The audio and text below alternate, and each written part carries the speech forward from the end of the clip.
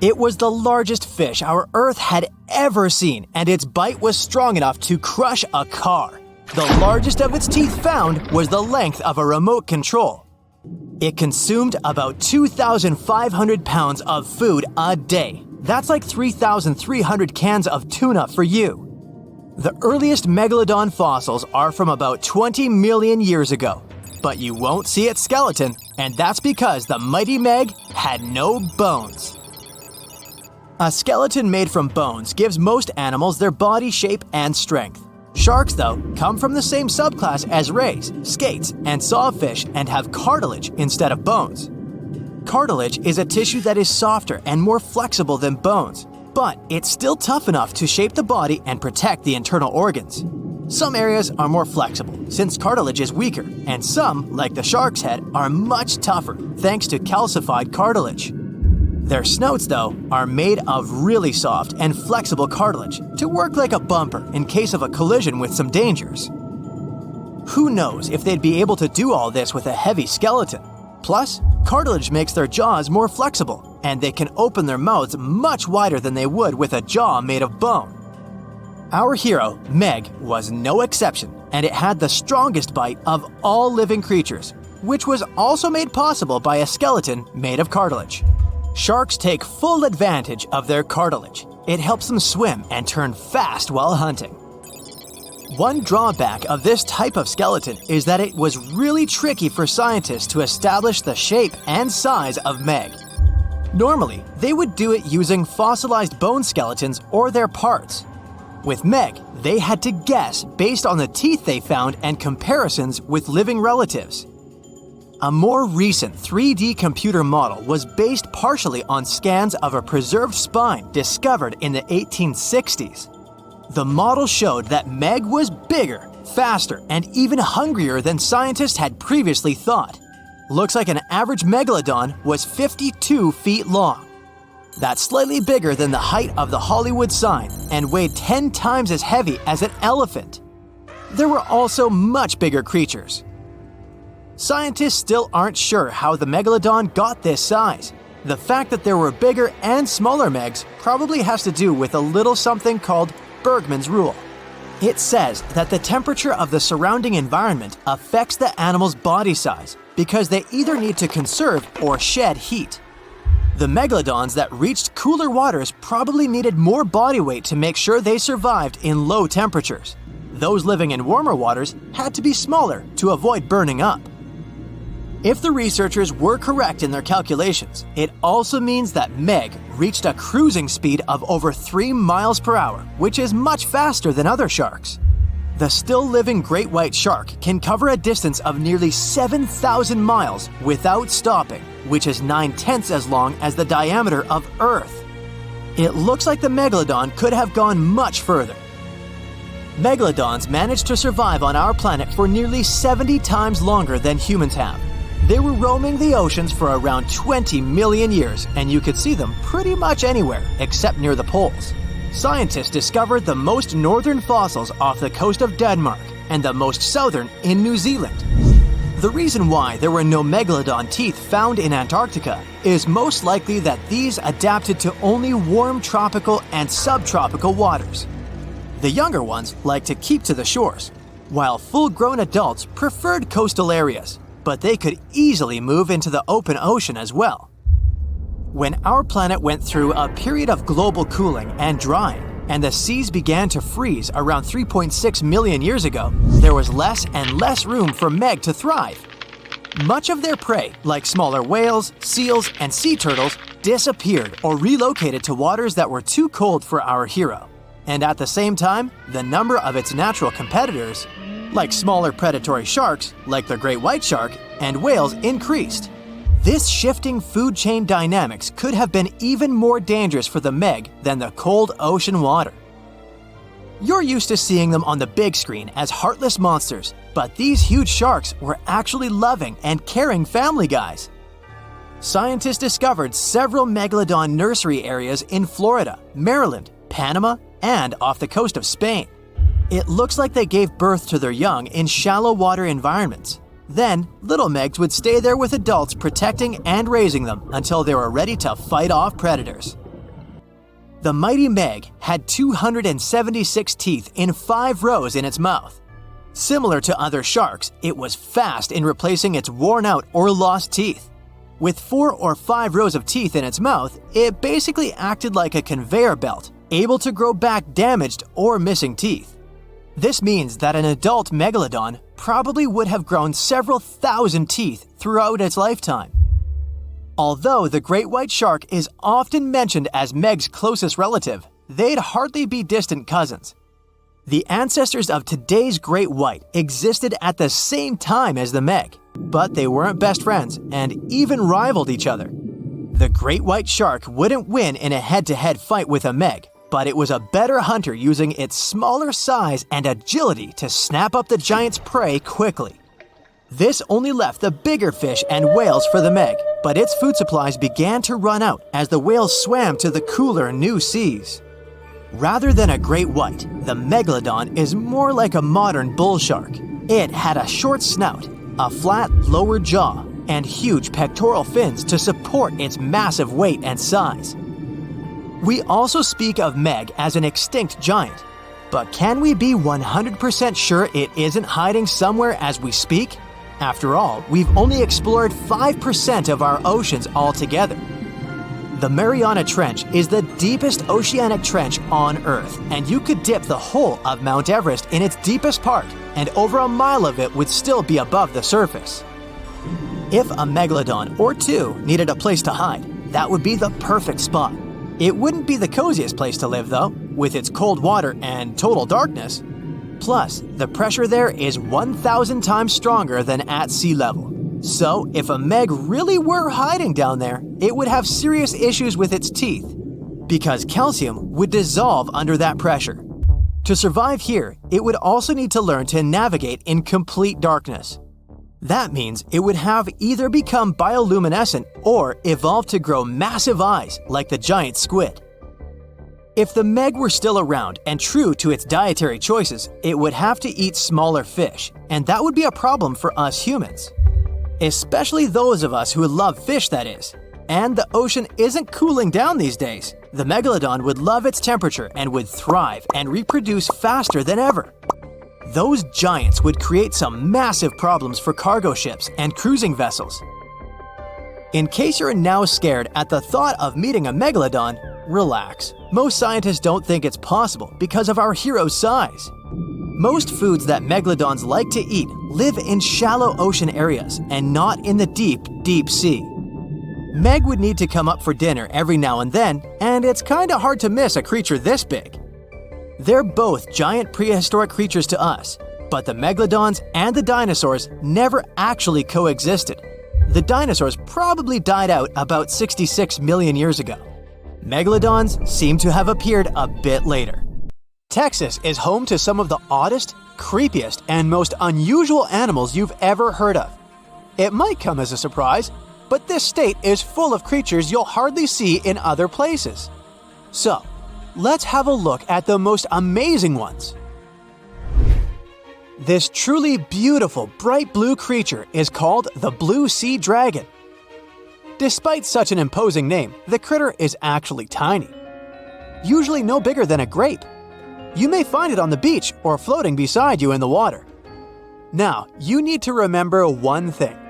However pretty this little slug may look, never ever touch it.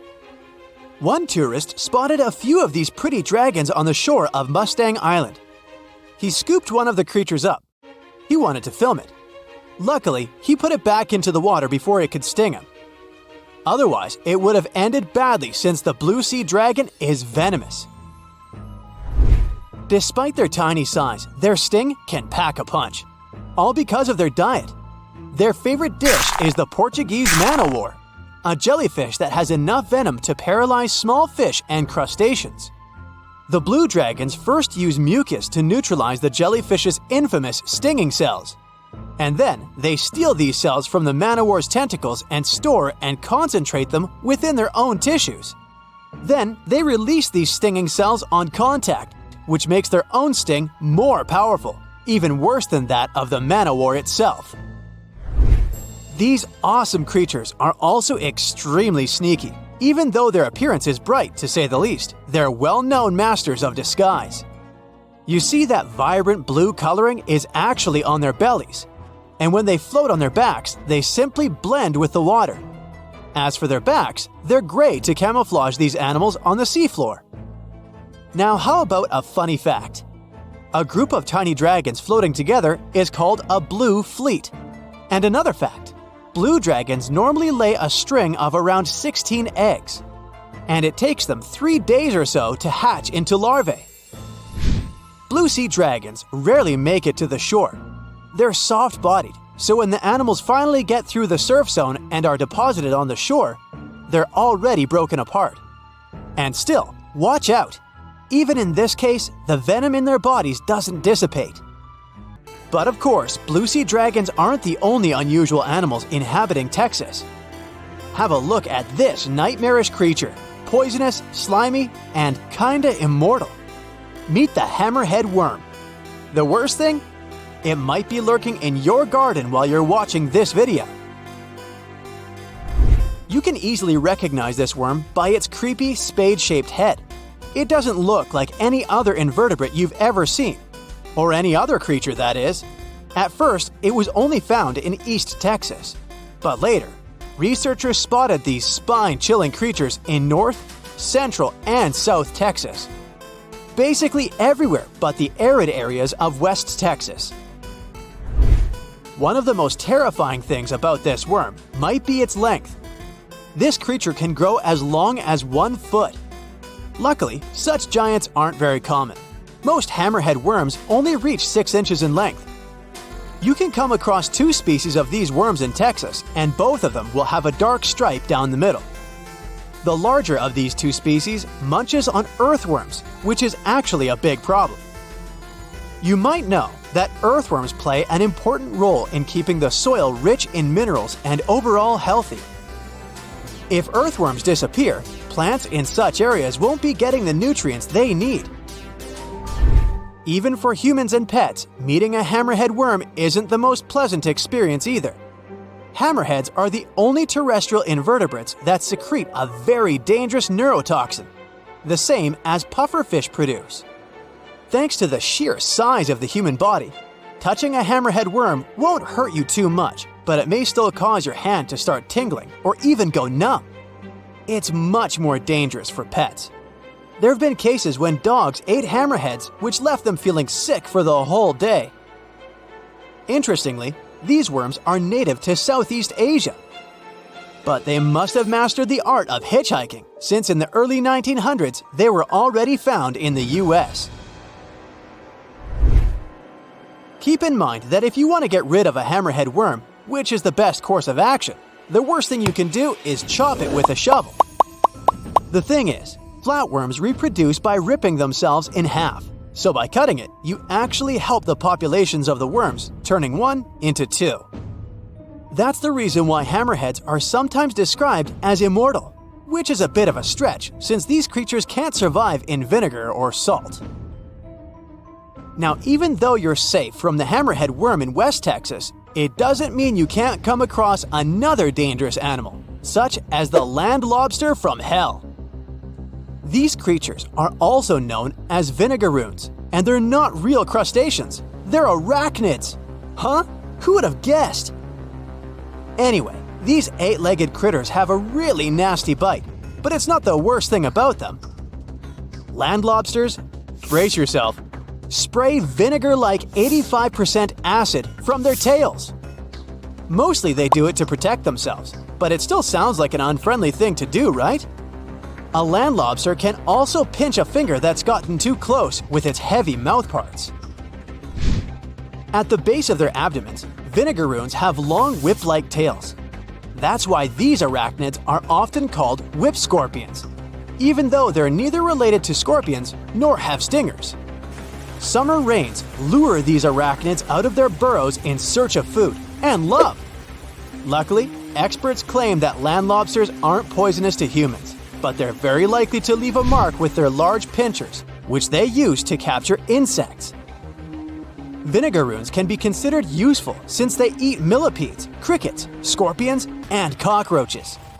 They hunt by sensing the vibrations of their prey with those long front legs of theirs. Since land lobsters prefer to come out after dark, you aren't likely to see one in the daylight. But if you stumble upon one, check it out. If it's a female, it may be carrying her hatchlings on her back.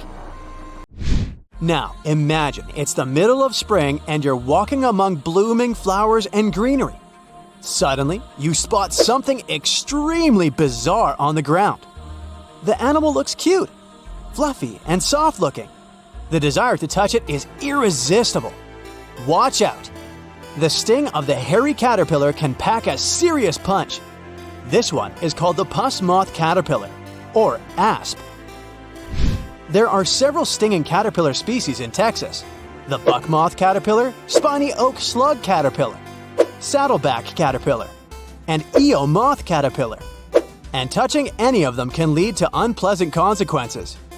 If you had touched that pretty hairy thing in the park, you'd most likely start feeling a burning sensation and develop an itchy rash. In the worst-case scenario, you'd even have to go to the emergency room. The main problem is that people react very differently to caterpillar toxins. Some may develop more severe reactions than others. Plus, how bad the consequences are also depends on the thickness of the skin in the affected area. In most cases, the unpleasant sensation and rash go away in a few hours or sometimes days. On the bright side, such caterpillars later turn into moths and butterflies that help pollinate flowers and trees. Getting rid of these critters means doing a massive disservice to the area where you live. Specialists are sure that coming across a stinging caterpillar won't lead to anything bad if you keep in mind the rule of thumb. If a caterpillar looks fuzzy, don't touch it. And the best solution to dealing with such creatures is educating people on what such caterpillars are, what they look like, and why it's dangerous to touch them with unprotected hands. Think you know what lurks in the depths of the ocean? While nearly 95% of our oceans haven't been explored yet, it's hard not to let your imagination run wild. But thanks to brave explorers, deep-sea cameras, and awesome archaeologists, we do know about some pretty incredible sea creatures living in our waters today, and millions of years ago. From the 9-foot spider crab to the 60-foot prehistoric Megalodon, these sea dwellers come in all shapes and sizes. But let's focus on sea creatures famous for their huge size. Can you guess which living species of whale is the largest? Well, it's not the orca, but that's a good guess. The orca is a toothed whale that can grow to anywhere from 23 feet to 32 feet, which is slightly smaller than a school bus. How about the narwhal? Nope, they're not the biggest either. These unicorns of the sea live mainly in Arctic waters and only grow 13 feet to 20 feet in length, and that's including their 9-foot tusk. Tired of guessing? Okay, I give in. The largest whale that still exists today is the blue whale. At a jaw-dropping 82 feet to 105 feet, the blue whale is not only the biggest whale we know of, but is currently the largest animal to have ever lived on Earth. Seriously. These animals are bigger than a T-Rex, and even the prehistoric Megalodon. If you were to put a blue whale next to a school bus, it would look like it could swallow it. Think about that. According to National Geographic, a blue whale's tongue can weigh the same as an elephant. And their hearts can weigh as much as a car. That doesn't even sound possible. It's no wonder these giants need to eat about 4 tons of krill every day. While there aren't too many animals living today that can compete with the blue whale's epic proportions, there is an entirely different species that is a good contender, and it's not quite what you would expect. It's a jellyfish. No, I'm not talking about the little jellyfish that wash up on the shore and ruin a perfectly good day at the beach. I'm referring to the lion's mane jellyfish, the biggest jellyfish around. This invertebrate can grow up to 120 feet long. They also come in different gorgeous colors like red, purple, or even shades of orange. As if their length wasn't impressive, the lion's mane jellyfish boast a whopping 8 sets of 70 to 150 tentacles. That means they can have up to 1,200 in total. And here's the giant oceanic manta ray, the largest type of ray in the world. Their wingspan can be longer than a bus. These guys can reach 30 feet in length. They also have the biggest brain compared to body size among all fish. Unlike their stingray cousins, mantas don't have venomous tails. And while the lion's mane jellyfish and the blue whale are yet to be beaten for the longest sea creature, there is one marine creature that can grow even larger in length. The Portuguese Physalia physalis, tentacles and all, can reach a length of 165 feet long, and that's according to mentalfloss.com. While this thing may look a lot like a jellyfish, it's actually known as a siphonophore, and there are hundreds and sometimes thousands of them that are genetically identical. Their long tentacles help the organism catch prey, and its sting is fatal to most animals, even humans in some cases. What's even creepier is that if one of the tentacles comes off the organism for whatever reason, it can float around the water for days before decomposing. Even if it's detached, this tentacle can still sting you. But don't go running out of the ocean just yet. Your chances of being hurt by a Portuguese Physalia physalis sting are pretty slim. However, if you do get stung, the side effects aren't pretty, with welts, stomach cramps, an elevated heart rate, and an upset stomach. While you don't want to go anywhere near these long creatures, they sure are pretty to look at. Check out all those colors. The Shastasaurus is the biggest marine reptile that has ever existed. These predators lived during the late Triassic period, about 210 million years ago. These amazing giants could reach lengths of up to 69 feet and weighed more than 75 tons. This made the Shastasaurus as heavy as a blue whale. And if you could stand this creature up vertically, it'd be as tall as a 7-story building. Despite appearances, the Shastasaurus was actually pretty slim for its size. Its ribcage was only 6 feet across. You'd think that this big guy was chowing down on other dinosaurs, but that's not the case at all. This reptile survived on a diet that consisted of small fish and cephalopods, like octopuses and squids. The Albertonectes is a bright representative of the plesiosaur family, meaning that this marine reptile had a small head on an incredibly long neck and large flipper-like limbs that helped it move through the water.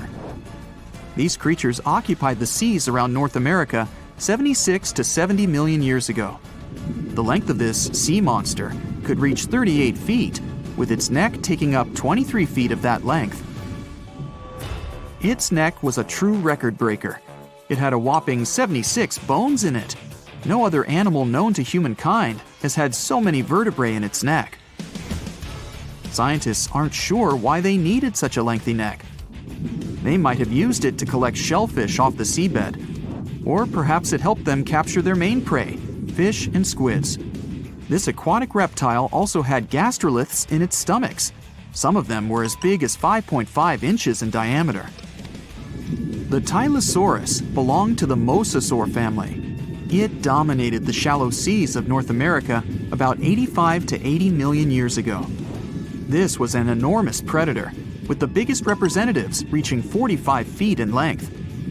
It had a narrow hydrodynamic body with a blunt, powerful head that the animal used to ram and stun its prey. Its body was equipped with agile flippers and a long tail decorated with a maneuverable fin.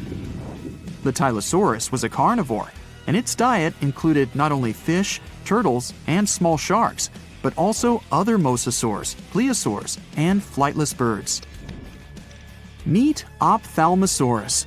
This prehistoric reptile thrived during the late Jurassic period and lived in oceans all over the world. Ophthalmosaurus weighed somewhere around 6,000 pounds and grew to approximately 16 feet long, according to newdinosaurs.com.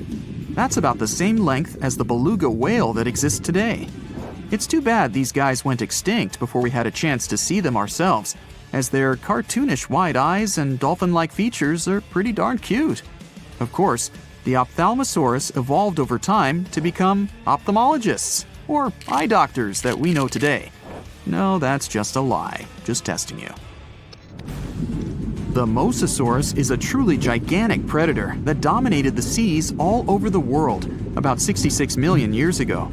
According to fossil evidence, some specimens could be more than 50 feet in length. This fact makes the Mosasaurus the biggest marine carnivore of its time. One of the most terrifying things about this creature was its crocodile-like head, decorated with literally hundreds of razor-sharp teeth, neatly organized in 2 rows on both jaws. The thing is that it was pretty challenging for the Mosasaurus to grab its prey in the water. That's why it had all these teeth, plus something special: pterygoid teeth anchored to the bones on the roof of its mouth. This made hunting and holding onto its prey much easier. The Styxosaurus belonged to the plesiosaur family and lived during the late Cretaceous period, around 85 to 70 million years ago. Upon first glance at this dinosaur, you might mistake it for a sea snake, and it'd be an honest mistake. Styxosauruses were about 35 feet in length, but over 16 feet of that consisted just of their long snake-like neck. They had a comparatively small body and weighed approximately 4 tons. Their mouths were full of razor-sharp cone-shaped teeth that they used to catch fish. They didn't need to chew their prey, thanks to the 200 small stones called gastroliths in their bellies that probably aided in digestion. At the same time, some scientists believe that the Styxosaurus used these stones to sink to the ocean bottom in search of particular types of fish. Looks kind of like Nessie to me. It looks like a prehistoric creature that came from the time of dinosaurs. This scary beast is called the basking shark. It can grow up to 39 feet.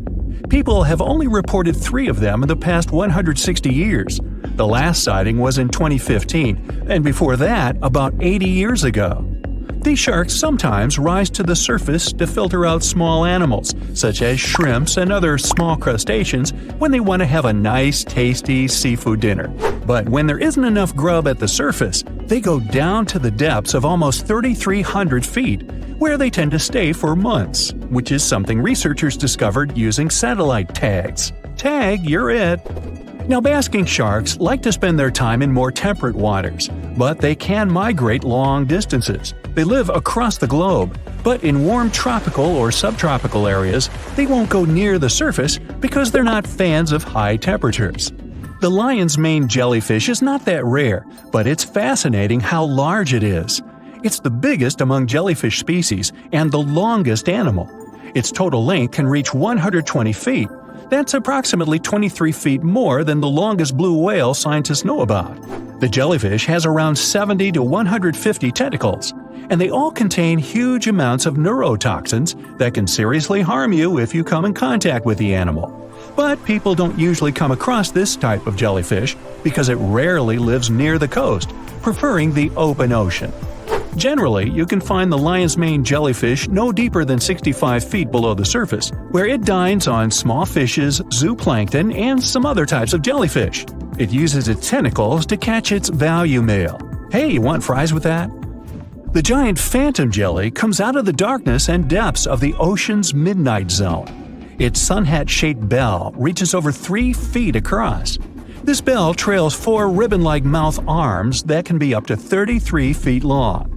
This quite rare creature uses its mouth arms to catch unfortunate animals swimming around and not knowing what's coming for them. Giant phantom jelly propels itself through the water with periodic pulses coming from its orange head. It glows faintly and mysteriously in the pitch-black depths. It lives across the globe in all the oceans except for the Arctic. I'm guessing it's too cold. Because of its odd shape, people often call the oarfish the dragonfish or sea serpent. It's about 26 feet long, which makes it the longest bony fish we know about, and lives at depths of 3,300 feet. Oarfish spend most of their time in the deep, dark parts of the open ocean in tropical and subtropical areas. They almost never come to the surface, unless, invited. It's a ribbon-shaped and shiny silver creature with a long red dorsal fin and red oar-like pelvic fins. Its body has no scales and is very thin. The fish can grow to a length of about 30 feet and weigh 660 pounds. Oarfish have really big eyes that help them see better in their dark, scary surroundings. The frilled shark is definitely one of the gnarliest looking marine animals out there. If you saw it somewhere, you'd probably think you went back to the age of dinosaurs. Yup, the frilled shark is a prehistoric creature because its roots go back 80 million years. This living fossil can grow to be 7 feet long. It got its name from its frilly gills. Even though frilled sharks have the shark part in their name, they swim similar to an eel in a distinctly serpentine way. Its mouth is terrifying. Similar to the maw of the great white shark, it has 300 trident-shaped teeth lined in 25 rows. Hey, come a little closer, huh? Researchers discovered this creature in the 19th century, but people rarely see it, and no wonder. It usually lives at depths of between 390 and 4,200 feet. Most of the time, the frilled shark feeds on squid, swallowing them whole. Its long jaws allowed the frilled shark to gape extra wide and swallow animals half as long as its entire body. Goblin sharks are very rare. Researchers have spotted fewer than 50 of them in more than 120 years. But maybe that's for the best, since we're talking about a pretty scary fella with a narrow snout and sharp teeth. It's also capable of thrusting its entire jaw outward when it wants to catch something. Sounds familiar. As it's lurking through the dark depths of the ocean, a goblin shark sees a small squid that looks quite yummy. The dangerous animal inches toward the squid. When the poor creature notices the predator, it tries to dart away, but it's too late. The shark has already thrust its jaw the whole 3 inches out of its mouth. This jaw is connected to the flaps of skin the shark can unfold. This helps a lot because the goblin shark is a sluggish animal, so it's pretty hard for it to chase its food. After finishing its lunch, the goblin shark puts its jaw back in its mouth and swims away as if nothing's happened. Goblin sharks mostly live at the bottom of the ocean. Like many other shark species, they prefer swimming alone. Here's a silver-colored creature with very rough skin. That's the ocean sunfish, with a total length of almost 11 feet. Its other name is mola. The ocean sunfish is the heaviest of all bony fish out there. People sometimes call it a swimming head because of its bizarre appearance. These creatures have such a weird shape because they're born with a back fin that never actually grows. It just folds into itself as the animal matures and creates a rounded rudder. The sunfish is a bit clumsy. It moves with the help of its mighty fins that allow the animal to swim on its side. This marine inhabitant is a solitary creature. It mostly feeds on zooplankton and jellyfish. The spotted wobbegong is one of the world's rarest sharks. It grows to be more than 10 feet long. It may not look as terrifying as some of its shark relatives, but it's pretty good at catching unsuspecting animals swimming past, mostly during the night. The animal has a spiracle, which is why it can breathe while staying still at the bottom of the ocean. It's motionless most of the time, which is why you can barely notice it. Its flat body and large pelvic and pectoral fins blend in with the underwater terrain. That's why they're so good at hiding. This ability helps when these sharks want to protect themselves too. Wobbegong means carpet shark. They usually live close to the ocean floor in coral reefs, on sandy bottoms, and under piers. People have even spotted the shark in the water that is barely deep enough to cover its flattened body. Now, blobfish lack teeth and bones, so they can't actively hunt. Since they don't have much muscle mass, they can barely move around. Hey, I had a roommate like that once. They get their energy from animals they scoop up from the seafloor. They also know how to conserve this energy. That's how it usually goes with deep-sea creatures. They don't have as much food as those animals that swim closer to the surface. Instead, they have special body mechanisms that allow them to save energy for the times when they don't have much to eat. Pressure at the depths where the blobfish lives is 120 times as high as that at the surface. That's why the bizarre creature looks like a weird gelatinous mass only when you bring it up to the surface. The pressure here is not strong enough to keep its body together. Hey, breaking up is hard to do. The white margin stargazer could compete with the blobfish for the title of the ugliest animal in the sea, don't you think? Now, this animal has eyes on the top of its head, together with an upward-facing mouth which the creature uses to hide itself in the sand. That's where it spends most of its time, with only its eyes protruding from the sand. It chills this way until some small animal passes by. It can lunge at its target incredibly quickly, literally within milliseconds. This creates a vacuum in the water that pulls in a crab, fish, or some other small, unfortunate animal. Another tactic involves venom. This fish has a venomous spine in its shoulder blade that helps with catching other animals and defending itself against enemies. Even though it's not related to the electric eel, the white margin stargazer can generate an electric shock as powerful as 50 volts. Ow! There is a place deep in the ocean where pressure is 1,000 times stronger than that we're used to at the surface. This force is enough to turn an unprotected human into dust instantly. Well, maybe more like mud. Anyway, that's why explorers need some serious preparation and equipment to survive in such extreme conditions down in the Mariana Trench. It is as wide as 20 national malls in Washington, D.C., and about 1/5 as long as the diameter of Earth. People who went all the way down describe it as a chilly, quiet, and very peaceful place. They saw a bright blanket of red and yellow rocky outcrops, and there was a whole variety of unique, small, translucent animals. The popular myth is that more people have gone to the moon than to this deepest place on Earth is not true, though. In total, 24 humans flew to the moon, and at least 27 brave souls dove down to the Mariana Trench. Most of them were explorers and not proper scientists. They just go there for the thrills and also to collect video evidence of different wildlife, geological formations, and human-made objects. Humans started traveling around space and into the ocean depths at around the same time. The first moon landing was in 1969. And the first person to go down the Challenger Deep, the deepest part of the Mariana Trench, did so in 1960. This unusual location got its name after the British ship HMS Challenger, which first located this massive drop in the ocean floor at the end of the 19th century. It would take 8 more decades before the first human went down to it. Explorers didn't manage to do it in a conventional submarine. They used a type of submersible called a bathyscaphe. The Swiss oceanographer Auguste Piccard designed his own in 1953. 7 years later, the submersible managed to do the impossible. It had reached a depth of nearly 36,000 feet. But what explorers saw was merely a fraction of the trench's full size.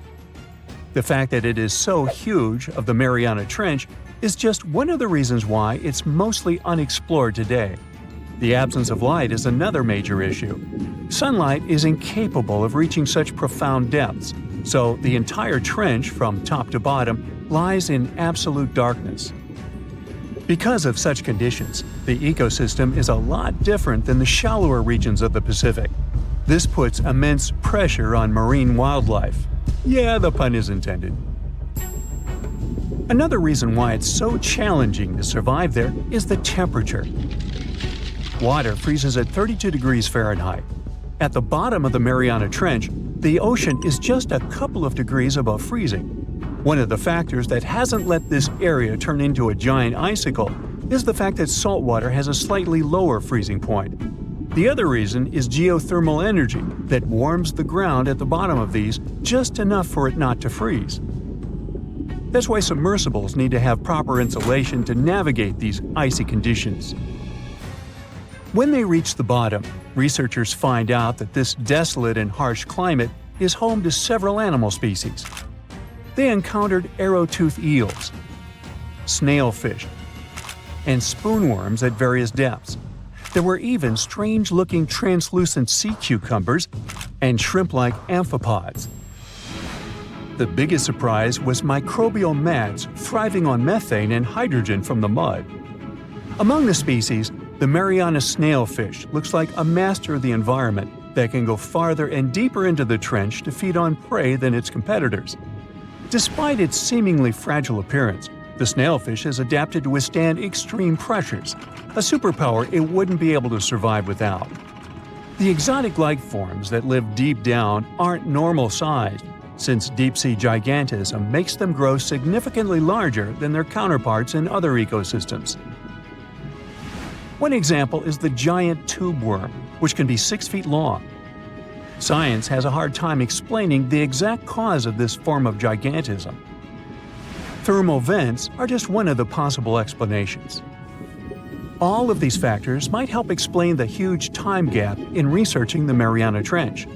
The first successful dive after the 1960 expedition came only in 2012. That's when the famous Canadian film director James Cameron went down in the Deep-Sea Challenger. Because few scientists have gone that deep before or after Cameron, there is no map of the deepest point on our planet. We know very little about the oceans that cover 2/3 of the Earth's surface. Researchers have mapped out only 5% of them so far. Science still has a lot to discover in the Mariana Trench and other unexplored places on our planet. The Amazon rainforest stands as the best example of the world's most unexplored regions. The list of reasons why this part of South America is unknown starts with its wildlife: jaguars, anacondas, piranhas, black caimans, and Brazilian wandering spiders are just some of the creatures that pose a risk for researchers. Relentless year-round rainfall induces heavy flooding. Add to all this some treacherous river currents, and you can see why scientists have mapped such a small percentage of the Amazon to date. In just one region of Brazil, near Peru, there are at least 14 tribes that have never had contact with the outside world. The national authorities intend to keep it that way. Isolation of these indigenous people is the best way to protect their future.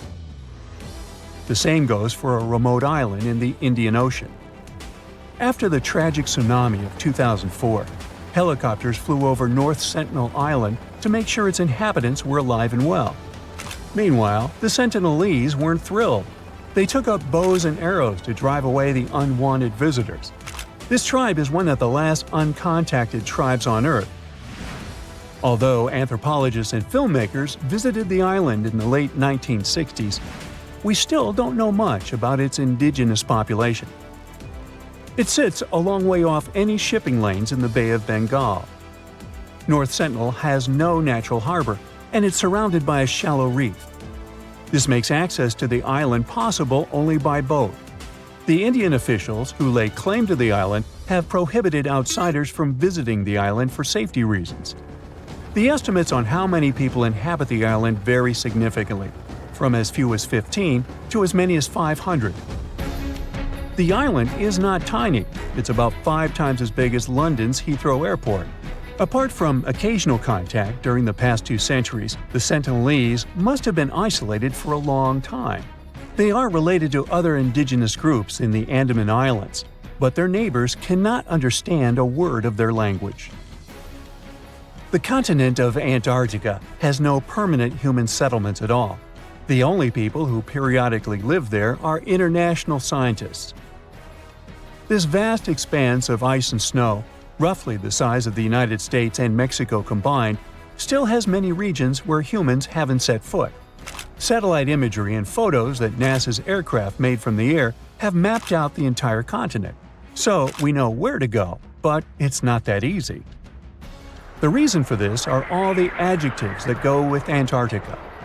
It is the coldest, windiest, driest, and brightest of the 7 continents. This makes it virtually unlivable. More than 99% of its surface is covered with a permanent sheet of ice. Its thickness ranges from 1 mile to as many as 3 miles in some places. That's half the height of Mount Everest. Now, the Himalayan range contains the world's tallest unclimbed mountain. It is also the tallest mountain in Bhutan. In the local language, the mountain's name translates as White Peak of the 3 spiritual brothers.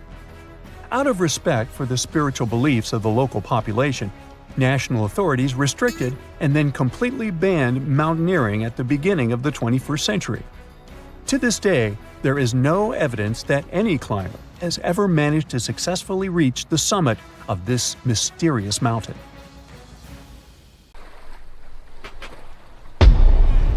Many terrifying animals live deep beyond the waves, like this vampire squid living 3,000 feet below the surface in almost complete darkness. This animal has a cloak, like a vampire's. That's why it's called the vampire squid. Deep down at the bottom, it can't use ink to defend itself. So this animal has developed an unusual tactic. It glows slightly to scare away predators. If this tactic fails, the vampire squid can turn its body inside out, revealing tiny spikes. When you translate its scientific name, Vampiroteuthis infernalis, it literally means vampire squid from the nether. Despite its terrifying looks, it's a harmless ocean animal. This previous creature was not from space, but this object definitely is. Before Elon Musk found a way to reuse rockets, NASA would simply drop old ones after launching astronauts into space, most of the time in the ocean or deserts. In 2012, Jeff Bezos launched a mission to find the Apollo 11 rocket. They found it by using sonar, but it was in terrible condition. It was sitting on the bottom of the ocean, not far from the predicted site. They were able to rescue the engine and reconstruct 2 of them. The most famous lost city is Atlantis, but sadly, we still haven't discovered it. However, Heraklion was also just a myth until one British pilot saw something that looked like a city while flying over the Mediterranean Sea. He reported it, and 60 years later, a group of divers went there. They were shocked when they found an entire city underwater. It was loaded with artifacts that could tell us a lot about the history of the place. Now it's one of the best underwater archaeological sites in the world. It's believed that the rising sea caused the whole city to go underwater. The Titanic sank in 1912. The wreck was claimed to be officially discovered 74 years later. In reality, though, a fisherman found the Titanic 8 years earlier while fishing in the Atlantic Ocean. He was pulling out his net when he spotted a head stuck in it. Luckily, it was just a doll's head. Years later, after the fisher had passed away, his son sold the doll to a doll collector. She did a lot of digging and research on every person who had a porcelain toy on the Titanic. She found the owner of the doll. Ava Hart was on the Titanic and had a doll with her. Ava survived the catastrophe by a miracle, but her toy didn't. Hart even wrote about the doll in her journal, and every detail matched the toy found by the fisherman. The tripod fish lives deep in the abyssal zone, around 20,000 feet below the surface. It's adapted to such immense depths and uses its tripod fins to stay still on the bottom. This creature doesn't have big eyes, but even if it did, these eyes would be useless in the darkness. Instead, the tripod fish uses its fins like antennas to detect any movement in the water. This creature doesn't have much luck when it comes to its love life, so it had to develop unique tactics to reproduce. One fish can be both male and female. The next bizarre creature is the lizardfish. It has tons of razor-sharp teeth, a huge mouth, and really big eyes, which it uses for hunting. All this makes the animal look freaky. The lizardfish lives at depths of around 11,000 feet in the midnight zone, where there is zero light. This freak of nature basically eats everything it can fit inside its mouth, from small fish to other lizardfish. On the other hand, when they see other reptile fish, they probably fall in love instead, because finding mates at those depths is not an easy task. Like the tripod fish, the lizardfish can be both male and female at the same time. When you think of a river, you usually picture it on land. Still, nature is quite unpredictable, and it created a river flowing under the ocean in California. It's running at a depth of around 2 miles. This river has everything that an ordinary river has: sunken logs, trees, and rocks. And despite its uniqueness, it's not the only one in the world. There are also others in the Amazon and Greenland. A terrifying creature was discovered near Angola's coast by a remote operating vehicle. It looks like it doesn't have a head or a body. It was sitting at a depth of around 4,350 feet below the surface. After doing research, scientists concluded it wasn't anything from a sci-fi movie, it was just a cluster of siphonophores stuck together.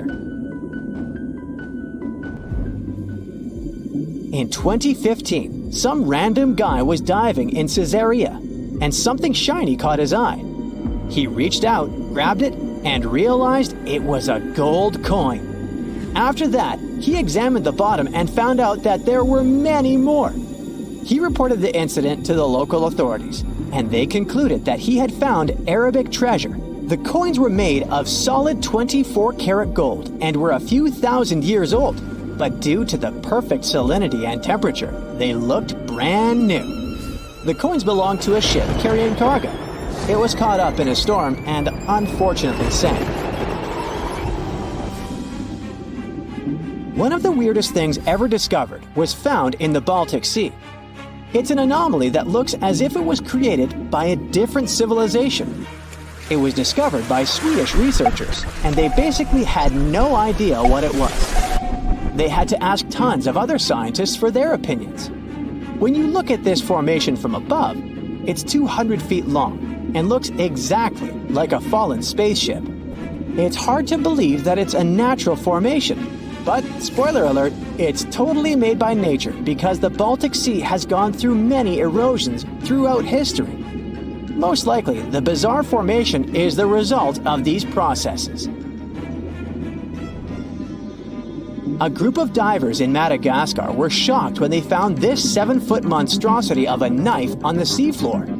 The speculation started immediately, and many said that the knife was from some giants that had fought megalodons and lived on Earth thousands and thousands of years ago. That could make a nice story, but the knife is most likely a movie prop that was lost at sea. One of the ocean's most bizarre animals is the frilled shark. It's believed that this fish is the reason for all those sea serpent stories that sea explorers of the past wrote about. These animals live pretty deep in the ocean, but sometimes they can be seen in shallow waters. It's super rare, but possible. The frilled shark has a big mouth sporting around 300 teeth. It also has a long body that looks like a lizard's, and it is truly a unique species of shark. Its prey can be half of its size because this shark's stomach is like that of a snake, and it can swallow huge fish or crustaceans. Spotting a few worms in your garden is no big deal, but after seeing a 26-foot long one in the ocean, you will make your wetsuit a little wetter. This worm is super rare, and it's completely harmless to humans. It's actually not a giant worm. It's a cluster of zooids that are stuck together in a worm-shaped formation. They usually only eat plankton, bacteria, and other tiny things that can be found in the ocean. Probably the scariest thing in the ocean that is 100% real is the magna pinna, which can be found at crazy depths of 20,000 feet below the surface. This monster looks like an underwater Slender Man, but it's just a squid with really long tentacles that can reach a terrifying size of 8 feet. This guy has only been seen a few times, and basically, we don't know much about this creature so far. So you're swimming 2 miles down at the bottom of the ocean. Don't ask me how, just play along. It's cold and the pressure is intense. No fish in sight. Then you notice a green shiny thing. It's a cookie cutter shark. Its neck glows in the dark to attract fish and other delicious treats. The shark doesn't look like much. It's small, about the size of a cat. It has brown skin and large green eyes. But looks can be deceiving. Every night, this creature rises to the surface and goes after great white sharks, whales, even swordfish. If you look closely, you'll see a round mouth with a bunch of sharp teeth in it. They don't just bite, they work kind of like a saw. This one's called a cookie cutter shark because when it sees something delicious, it takes a cookie-shaped bite out of it. These sharks have even been known to disable submarines. Wonder what flavor they are. Our next shark is about the length of a car. Only about 100 of these sharks have ever been seen, but if you met one, you'd never forget it. It has a big mouth, a huge mouth, a mega mouth, like me. It's the mega mouth shark. You could easily fit in it if you curled yourself up. They're not dangerous though, not to humans. They feed by swimming around with their mouths open, filtering out plankton and other underwater goodies. The shark has special organs in its mouth that glow, attracting little crustaceans. It swims deep in the ocean in total darkness. Probably has a great smile though. Thresher sharks also have a huge body part, the tail. It's almost half the length of the shark itself, and it looks like a helicopter blade. It's one of the few animals that hunts using its tail. The shark sneaks up on a school of fish and starts to shake its moneymaker. This freaks out some of the fish, which is exactly the plan. In a pinch, it can also use its tail to defend itself. The best thing about this shark, it doesn't attack people. The angel shark. There are quite a few types of angel shark out there, but they're more shark than angel. They're flat like stingrays, and their skin is covered with patterns that help them blend in with the seafloor. Because of this disguise, divers sometimes accidentally touch them, which isn't the best idea.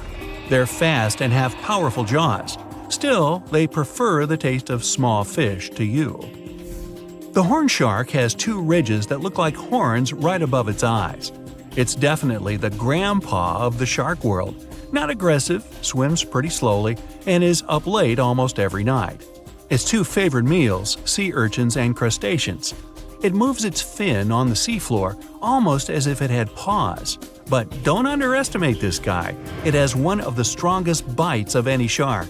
It needs those strong teeth to crush the shells of its late-night meals. And if something tries to attack it, watch out. Horn sharks have sharp spikes on their fins. The award for the ugliest shark goes to the goblin shark, and it's not even close. From the outside, it already looks kinda weird and is about the size of a pink underwater motorbike. It has a long tail and a seriously long nose. It lives way down in the depths of the ocean and loves to eat squid. It's not as fast as its relatives, but it's way more sneaky. It has a secret squid catching technique which is totally wild. The shark swims behind the squid. It's catching up, getting closer and closer, but the squid isn't slowing down, no way. It looks like the poor goblin shark won't have any lunch today. Then it opens its mouth. Its jaw is attached to folds of skin that mean it can literally throw its jaw out of its mouth. And it's a shark, so those teeth are sharp. That extra reach helps it grab its lunch, and when the meal's over, it pops its jaw back in its mouth. These sharks have been seen many times off the coast of Japan. They're actually named after the goblins in Japanese myths and fairy tales. There's only one thing out there cooler than a ninja shark. It's the ninja lantern shark. Imagine there's a tube you can slide down that takes you to the bottom of the ocean. It's too dark, you can't see anything. Suddenly, a glowing dot, moving around in the distance. It's coming closer, shooting towards you. It's a blue glowing head. Worse, it looks like this head doesn't have a body attached to it. The ninja lantern shark has black skin, so it's almost invisible in the dark. It's only the size of a human arm, but its small, sharp teeth are no joke. No one really knows why this shark glows. Maybe to attract tasty fish? Another theory out there is that it uses this light to communicate with its friends. It has friends? The hammerhead shark. These ferocious sharks can weigh up to half a ton. They live in tropical waters all over the world, and they're one of the most recognizable sharks out there. Their eyes really are located on the sides of their hammerhead. This means they can see in almost all directions. They even have special neck muscles to lift their head up and down just to see that little bit better. Their favorite food? Stingrays. You know, those flat things that swim along the seafloor, camouflaged to look like sand and bits of rock. Stingrays get by blending in with their surroundings. Danger mostly just swims by. But the hammerhead's eyes see everything. Uh-oh. Great white sharks, hammerheads, and other large sharks live for about 25 years. But one shark can live much, much longer. The Greenland shark can live anywhere from 300 to 500 years. It lives mostly in the North Atlantic and Arctic Oceans. It loves to swim deep down where it's dark, so it uses its nose to sniff out food. Since it spends so much time down there, it's figured out how to withstand the strong pressure. It's one of the oldest living, largest, and slowest fish on Earth. Just imagine, you're on an Arctic cruise and you see one of these sharks moving slowly through the freezing cold water. It might be 400 years older than you. Most sharks are omnivorous. They can go after dolphins, other sharks, crabs, sea urchins, smaller or even larger fish, hot dogs. Kidding about the hot dogs. But the bonnethead shark is a bit different. It eats algae for about half its meals. It's actually related to the hammerhead shark, but its head looks more like a shovel. Can you dig it? If you see this guy swimming around, you might think it's a sea snake or a huge water worm. Frilled sharks like to swim way down at the bottom of the ocean, like a lot of sharks. When they're chasing something delicious, they move kind of like a snake. And just like a snake, they like to gulp down their lunch all in one piece. But that doesn't mean they don't have teeth. They have about 200 nice and sharp ones. The saw shark has a long, flat, and seriously spiky nose. Those teeth on its nose never stop growing. Each tooth is equipped with electric receptors to help the saw shark feel around for nearby fish, like a ship's radar. When dinner's nearby, the shark swims up and strikes with its nose, waving it around like a knight showing off his skills. Meanwhile, you won't have time to blink if this guy floats past. Did you see it? How about now? Meet the fastest shark in the world, the short-fin mako shark. It can swim up to 35 miles per hour. That doesn't seem that quick on land, but underwater, that's fast. Slower than a cheetah, but faster than most dogs. It's warm-blooded, which is super rare for a shark. That helps it swim to cold and distant places where an ordinary shark simply wouldn't survive. The swordfish goes much faster. It can swim up to 60 miles per hour. It's not a shark, but it's still an amazing creature. In a race, the swordfish will usually come out on top, but it's not just fast, it's ingeniously fast. It has a gland next to its nose that pumps out a special oil. This oil spreads through its nose and comes out through tiny holes. This special oil is waterproof, which lets the swordfish glide through the water at high speed. Want to high-five a sea creature? Well, put your hand up for the Tasmanian red handfish. This fish doesn't swim like a fish. It walks. It uses its flipper-like hands to stroll around on the ocean floor. These bottom walkers are disturbed by swimmers and boats a lot. Some people even want to take them home as pets. I think it's better to just give them a wave and swim on by. The vampire squid. Its species name is Vampiroteuthis infernalis, which translates to vampire squid from hell. Oh yes, this vampire squid means to terrify everyone with its name, its dark red color, its spikes at the bottom, and the scary fact that it can basically turn itself inside out. The vampire squid loves putting on a good show, but it's as harmless as a kitten is to humans. It's as if Dracula scared the pants off you, but he didn't have blood-sucking fangs. The vampire squid feeds on food particles from plants and animal matter floating near the ocean's surface. Since they're not predators, they need good defensive strategies, and their vampiric look is designed to ward off large creatures who want to eat them. Turning themselves inside out is a defensive mechanism since the spiky areas in the inner skin are more intimidating. They also shoot out a substance that does not have color, but is packed with bioluminescent particles to distract predators. The vaquita. Going out on a boat off the coast of Mexico sounds like the perfect vacation. The sun, the blue water, the most endangered sea creature. Wait, what? The vaquita isn't dangerous, but don't expect it to stick around to say hello or sign any autographs. It's incredibly shy. This little cow, that's what it means in Spanish, is one tiny sea mammal. With those black markings around its eyes, it looks more like a sea panda to me. Seeing one should make you feel very special. They're on the brink of extinction. mostly because they get caught by accident in fishing nets. It's estimated that there's only 10 left in the wild. The blue dragon. This little creature looks like something out of a kid's fantasy movie. It's called the blue glaucus, casually referred to as the blue dragon or blue angel. It can be found in many places, the Atlantic, Pacific, and Indian Oceans. It's kind of a mollusk and it only grows to be about an inch long. What you think is the back is actually the mollusk's bright underbelly. It regularly floats on its back so that its blue colors help it camouflage with the water's waves. The blue dragon isn't just pretty, it's also smart. It usually feasts on Portuguese man-o'-wars, also known as Physalia physalis. The blue dragon stores their stinging cells for later use, in essence, stealing their defensive mechanisms. When the blue dragon is threatened, it releases those stinging cells it stored, directing them at an enemy to sting them with more power than the Portuguese man-o'-war would have been capable of. As they can store a huge amount of stinging cells, they can be a threat to humans. So, if you find one, don't pick it up. It's best to admire it from a distance. The barrel-eye fish. If you ever wanted to have Superman's X-ray vision, looking at the barrel-eye fish will make you feel like you gained that superpower at some point in your life without even realizing it. The barrel eye has a transparent head, so you can see how their eyes and brain look inside.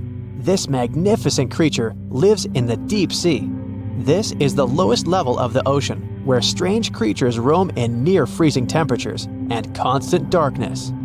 They're exposed to water's pressure that's almost 1,000 times that of the surface. If the idea of the deep sea sends a shiver down your spine, stay tuned to learn about another of its creatures later on. The barrel-eye fish can be found in the Atlantic, Pacific, and Indian Oceans. You might be wondering, why oh why would a fish have a see-through head? And that would be a fair question. Since the species was discovered in 1939, it was believed that the fish's eyes were set to see straight ahead and couldn't move. So it was assumed that they had tunnel vision. Scientists Bruce Robinson and Kim Reisenbichler from the Monterey Bay Aquarium Research Institute recently discovered that the fish can move its eyes vertically to see through the top of its translucent head, thus noticing if there are predators or prey nearby. The transparent head also allows more light to enter so they can detect prey better. It's believed that the barrel-eye fish eats jellyfish and small fish species. If you dive in the ocean at night, you might be lucky enough to see how orange ball corallomorph blooms in the dark. But make sure to be quick because as soon as you turn on your flashlight to take a good look, it will retract its tubes back into itself. The Megalodon. The whale shark isn't the biggest shark known to humans. If the entire shark species were a kingdom, the prehistoric Megalodon would be the ruler of the sea. Megalodon roamed the ocean a long time ago, about 15.9 to 2.6 million years back between the early Miocene and late Pliocene eras. While they've long been extinct, people are still amazed to learn about these gigantic sea beasts. Megalodon could reach anywhere between 45 feet to 60 feet in length with jaws more than 6 feet wide. A fossil of a tooth that once belonged to a megalodon measured at 7 inches. Needless to say, I'm pretty stoked that these guys have long been extinct. But there's still some adventurers out there hoping to meet this monster one day. The Dumbo octopus. This adorable creature, or creepy creature, or however you want to see it, is officially called Grimpoteuthis. More casually, it's referred to as the Dumbo octopus, named after the Disney character. Though Dumbo, the elephant, not the octopus, was teased for his big ears, it's highly unlikely that this adorable octopus gets teased by its water neighbors.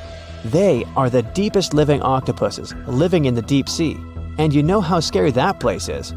They're only about 8 inches tall and spend their days hovering just above the seafloor eating snails, worms, and other food they find in the current or near ocean vents. There are nearly 17 species of Dumbo octopus, and they all have differences in height, color, and body parts. If you can't get enough strange animals, you'll be glad to learn that the deep sea has barely been explored by humans. So keep an eye out. There are bound to be more fascinating animals discovered in the deep in the future.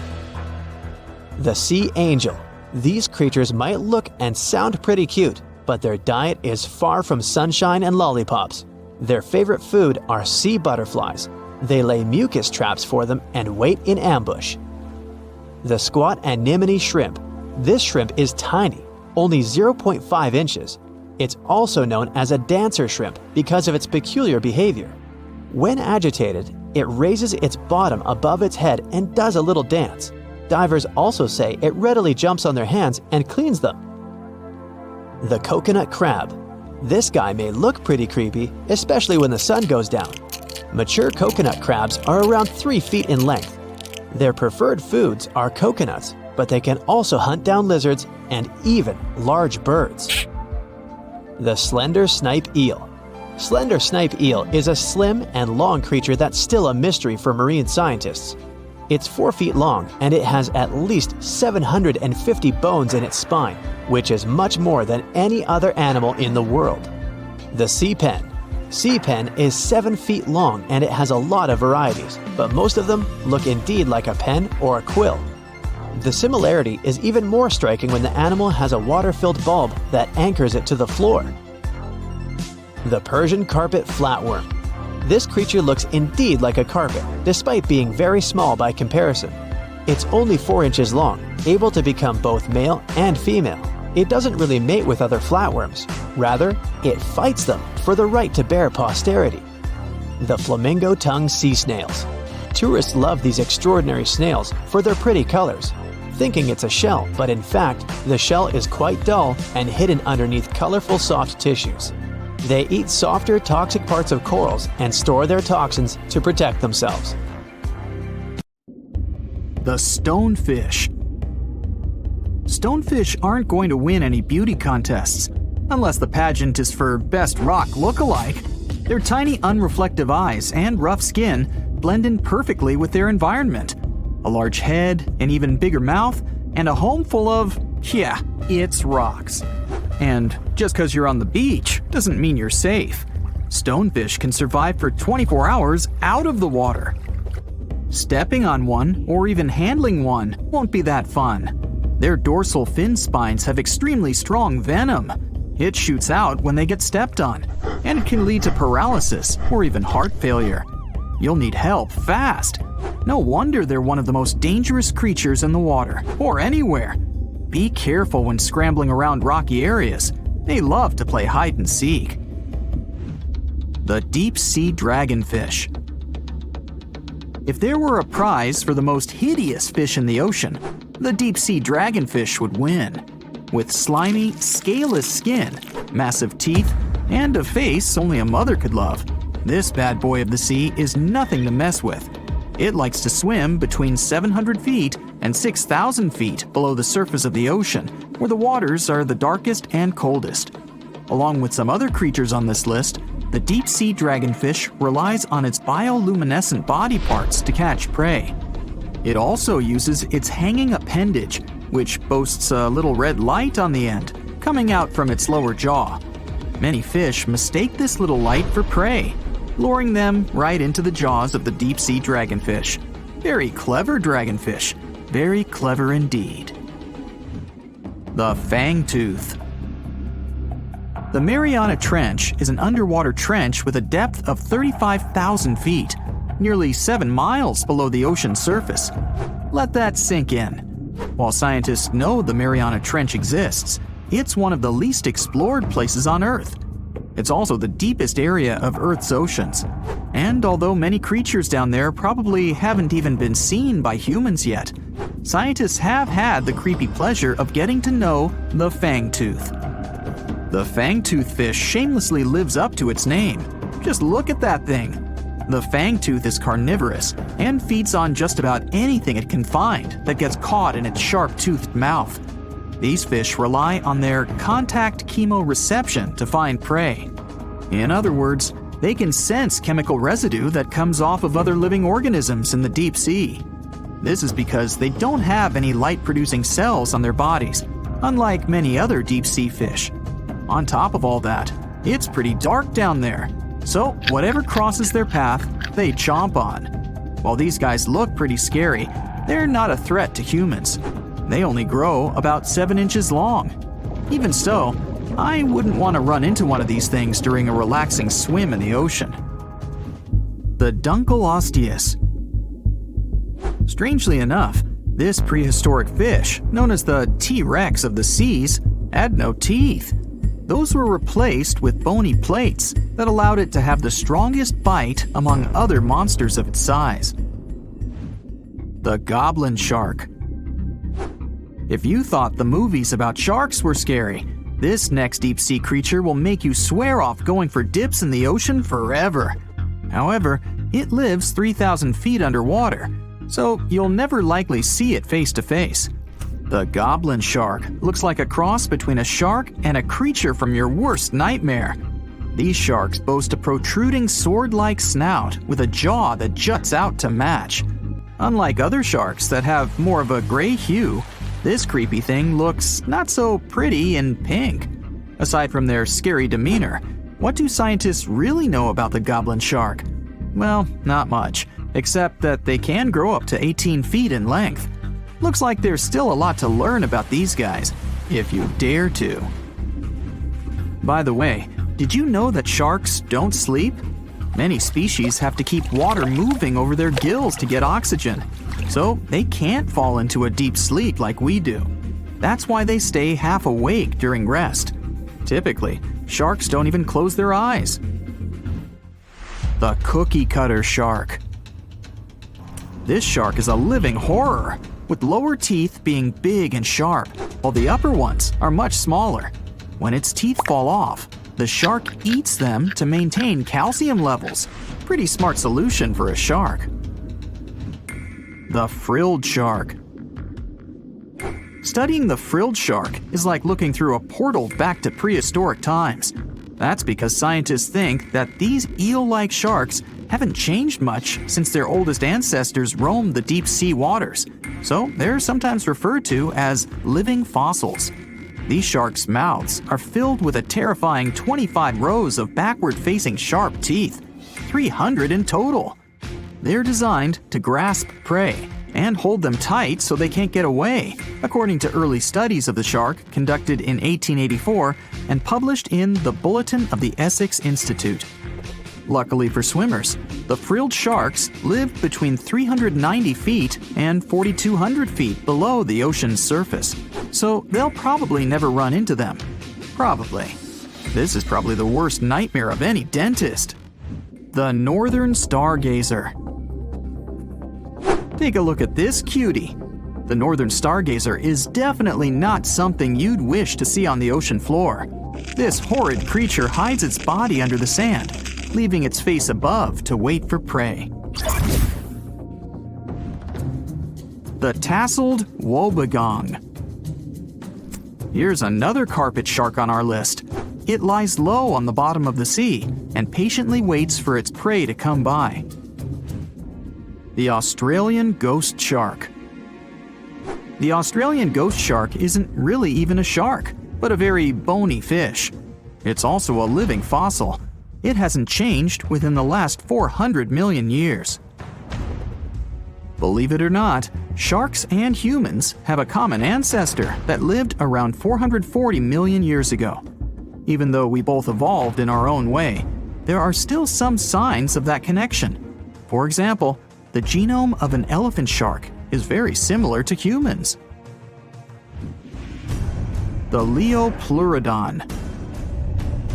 This list of terrifying creatures would be incomplete without mentioning the terrifying and prehistoric Leopleurodon. This carnivorous marine reptile existed during the Colovian stage of the Middle Jurassic era and ruled the waters at 9 feet in length. Scientists believe Leopleurodon thrived in this deep-sea trench because of its ability to swim long distances and its 4 paddle-like limbs. While they probably weren't able to propel themselves toward prey like other animals of the area, they did manage to accelerate and attack very ruthlessly and efficiently. Additionally, they relied on their long snouts to smell prey, which leads scientists to believe they didn't rely on sight for hunting. This means they could have thrived in the dark Mariana Trench. Around 150 million years ago, Leopleurodon became extinct due to competition for prey against other thriving marine reptiles. And I think I speak for all of us when I say, thank goodness for that. considering that scientists have only explored 5% of the ocean floor and found some of the scariest sea creatures imaginable. One can only dream of what other animals reside in the deep sea waters. Perhaps it's best to keep them in your imagination. Am I right? The megamouth shark. This shark is a filter feeder, and it's friendly to humans, although its huge mouth can look quite threatening. Like basking sharks, it swims with its mouth constantly wide open, as if it were on Twitter. The gulper eel. This deep-sea eel has an easily distended belly that allows it to swallow prey twice its size in a single monstrous bite. They have very unusual jaw shapes and can reach about 2 to 3 feet in length. Do you see that large log near the ocean floor? Maybe it's part of an old ship. Treasure, gold, diamonds, I'm rich! Well, as you get closer, you notice something. It's swimming! It's not a shark or a dolphin, it's a saltwater crocodile. Now don't panic. If you bump into one of these reptiles in the sea, it's unlikely it'll think of you as food. Crocodiles have a special valve in their throat that stops them from drowning underwater, but that doesn't mean they can't bite. Usually, they're heading to a nearby island, and the quickest way there is to body surf. They can't really take the ferry, you know. Watching one from a distance should be okay. Just don't swim to shore right away. They love to ambush their lunch in shallow water. If there's one time I'd want to see a great white shark, it's when I'm diving with crocodiles. They'll gladly take a crocodile-sized nibble, given the right motivation.